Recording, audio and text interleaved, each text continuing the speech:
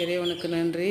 Hi friends, night ஒரு சப்பாத்தி மீந்துச்சு. அந்த சப்பாத்தியை துண்டு துண்டாக பிச்சு எடுத்துகிட்டு வந்து காக்கா குருவிக்கு போட்டோம். காலையிலேருந்து காக்கா, குருவி, தவிட்டுக்குருவி நிறைய பறவையினம் வந்து சாப்பிட்டுக்கிட்டே இருக்கு.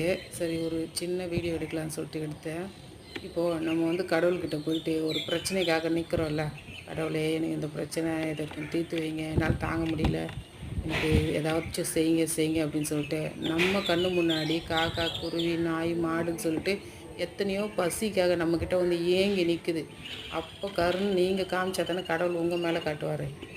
எதுவுமே பண்ண தேவையில்ல. நைட்டு மீந்த சாப்பாடை ஒரு புடி எடுத்துன்னு போய் மாடி மேலே வைங்க. தினமும் எதுவுமே இல்லை அப்படின்னா ஒரு புடி ரேஷ்னஸ் எல்லார் வீட்லேயும் இருக்கும். கண்டிப்பாக ஒரு புடி டெய்லி வச்சுக்கிட்டே வாங்களேன். அது நம்ம இன்னொரு உயிருக்கு வந்து நம்ம நல்லது செய்ய செய்ய செய்ய செய்ய நமக்கு நிறைய நல்லது நடக்கும். செஞ்சு ட்ரை பண்ணி பாருங்கள்.